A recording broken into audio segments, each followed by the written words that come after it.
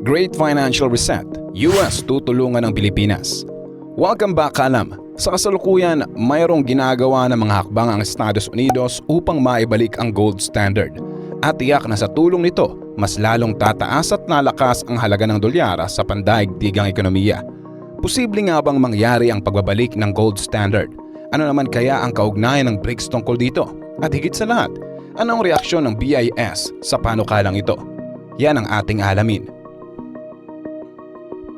Nagkalat sa mga pahayagan, balita at maging sa internet ang mga paksa tungkol sa Great Financial Reset na nais isulong ng Estados Unidos.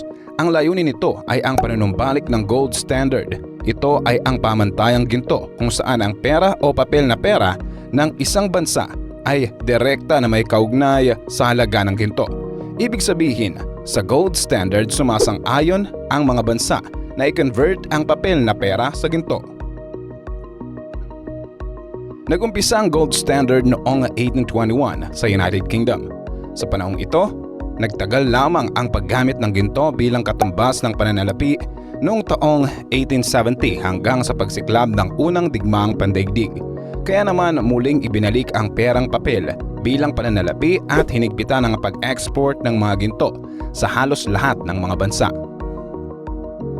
Taong 1928, muling naibalik ang gold standard ngunit dahil sa kakulangan ng ginto, mas minarapat na lamang ng mga bansa na i-adopt ang gold exchange standard. Kaya naman karamihan ng bansa ay dinagdag na lamang ito bilang kanilang gold reserves. Ang bawat ginto ay may katumbas na presyong dolyar. Subalit nang dumating ang Great Depression noong 1930s, muling bumagsak ang gold exchange standard. Kaya naman taong 1937, wala ni isang bansa ang nanatili sa gold standard dahil doon ang Estados Unidos ay nagtakda ng napakababang presyo sa bawat ginto na bibilhin at ipagbibili ng foreign central banks. Ang hindi kanais-nais na pagbaba ng presyo ng ginto ay naging hudyat upang tuluyan ang alisin ito bilang pamantayan sa pananalapi. Noong 1971, inutusan ni President Richard Nixon si Treasury Secretary John Connally na alisin ang US dollar sa gold standard at sa iba pang reserba. Ano ang kaugnayan ng BRICS tungkol sa gold standard? Ang BRICS ay ang alyansa ng mga bansang Brazil, Russia, India, China at South Africa. Nangangamba ang Estados Unidos dahil sa nais gumawa ng mga ito ng bagong pandaigdigang reserba ng pera na sinusuportahan ng ginto. Inanunsyo nga kamakailan na sa darating na August 2023 ay magkakaroon ng pag-uusap ang mga kasapi ng BRICS at kasama sa agenda nila ay ang paggawa ng bagong pera. Ilang taon na din hindi gumagamit ng dolyar ang bansang Russia, China at Brazil sa kanilang pakikipagkalakalan sa ibang bansa.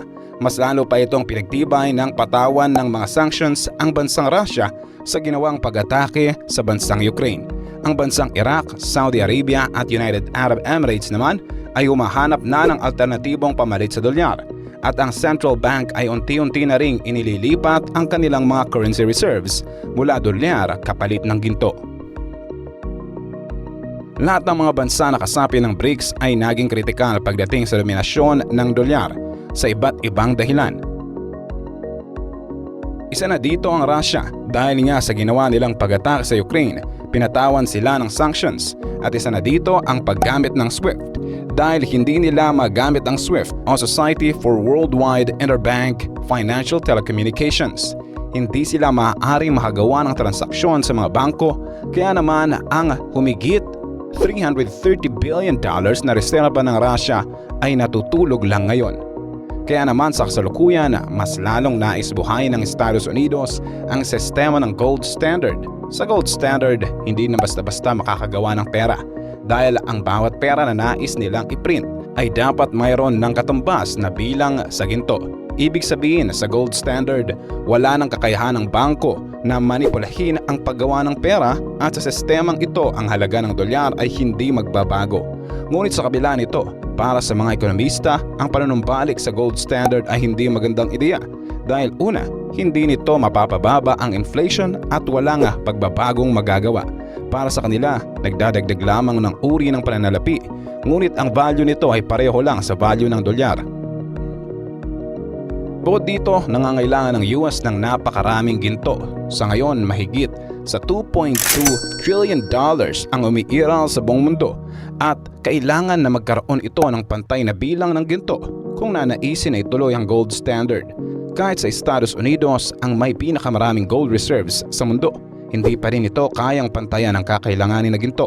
Sa kasalukuyan, mayroong itong 250 million ounces ng ginto at nagkakahalaga ng $430 billion. Wala mang katiyakan kung eksakto ang mga bilang na ito. Ngunit gayunpaman, hindi may tatanggi na kakailanganin ng Estados Unidos ng napakaraming ginto. Bago magkaroon ng pandemic, ang mga pamahalaan sa buong mundo ay bumili ng mga ginto. Maging ang mga central banks ay nagdadagdag din ng humigit 650 tons ng ginto bawat taon. Ibig sabihin, ang Great Financial Reset ay matagal nang pinaghahandaan mula pa noon. Ang BIS o Bank for International Settlements na matatagpuan sa Switzerland ay tinuturing na central bank ng mga central bank ng 63 mga bansa sa buong mundo. Ang BIS ang siyang kumukontrol sa mga pinansyal na transaksyon. Ito ang kumakatawan bilang agent at siyang kumukonekta sa lahat ng mga bansa na kasali dito. Ginaganap ng BIS ang pagbuo ng mga polisiyang pananalapi at mga pag-aaral kung paano naiiral ang pera sa buong mundo. Sa 63 bansa na kasapi sa BIS, kabilang dito ang mga bansa na kumakatawan sa BRICS. Nakasalukuyang bumuo na rin ng sariling central bank ang alyansang ito at tinawag nilang New Development Bank na matatagpuan sa Shanghai, China. Kalam tulad ng pinangako ko para matanggap ang 20,000 free ebooks na makatulong sa iyo, check ang link sa description at comment section ng video ito para mag-join sa ating Facebook group. Layunin ng New Development Bank na suportahan ang publiko at pribadong proyekto ng mga bansang kasapi sa pamamagitan ng pagpapautang, equity investment, maging sa technical issue at pagpapaunlad sa mga bansang ito. Malaking kawalan ang mga bansang kasapi ng BRICS sa BIS kung sakaling kumalas ito. Dahil sa mga bansang ito nagmumula ang 31.5% ng GDP sa buong mundo at inaasahan na tataas pa sa 50% sa darating na taong 2030. Kaya mayroong mga bansa na nagbigay ng tiwala sa BRICS gaya na lamang ng Argentina at Saudi Arabia na sumali sa alyansang ito.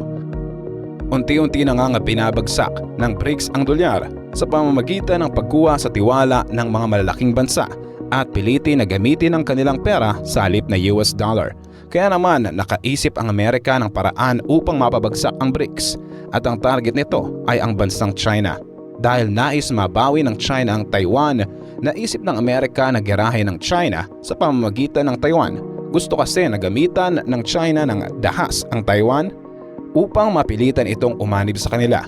Ang Pilipinas ay kasapi sa BIS at umuunlad na trading partner ng China. Ang Pilipinas ay isa ngayon sa iniingatan ng US at hindi makasali sa BRICS. Kaya naman, bilang suporta, nagbibigay ang Washington ng mga assistance sa bansa. Pilipinas ang nakikitang pag-asa ng Amerika na makakatulong upang mapabagsak ang China. Kapag napabagsak ng US ang China, tiyak na mabubuwag ang alyansa ng BRICS at mawawalan na ng kakompetensya ang US dollar. Kaya naman todo alaga ang bansang Amerika sa Pilipinas.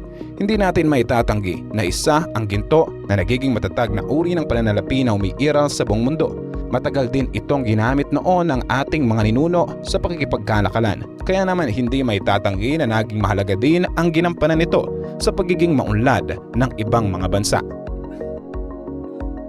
Kung wala ang ginto noon, wala tayong magiging maayos na uri ng pananalapi sa pakikipagkalakalan at hindi natin madidiskubre na maaari palang gumawa ng perang papel. Kaya naman kung babalik sa gold standard ang mundo, magiging balanse at patas ang lahat ng bansa sa pagpapaunlad at pagpapalakas. Walang sino man ang pwedeng magmanipula ng ginto. Hindi kagaya ng perang papel na maaari kang magprint ng pera kapag gugustuhin ng isang bansa. Kagaya ng nangyari sa Africa, Zimbabwe, kung saan bumaba ang value ng pera nila. Ito ang dahil sa labis na pagprint ng gobyerno ng pera sa kagustuhan na mabayaran ang napakalaking utang ng bansa nila. Pag-imprinta ng maraming pera ang nakita nilang solusyon sa kabila ng napakaraming pera na umiikot sa kanilang bansa. Ganon din kataas ang presyo ng mga bilihin hanggang sa bumagsak ang kanilang ekonomiya. Kaalam, sa tingin mo dapat ba na manumbalik na ang mundo sa gold standard Mayroon ba talaga itong magagawang pagbabago? Antayin ko ang sagot mo sa comment section. Huwag mong kalimutang i-like ang ating video at mag-subscribe ka na rin sa ating channel. At siguraduhin na panoorin ang next videos na siguradong magugustuhan mo. Ito ang inyong kaalam na nagsasabing, knowledge has a beginning but no end.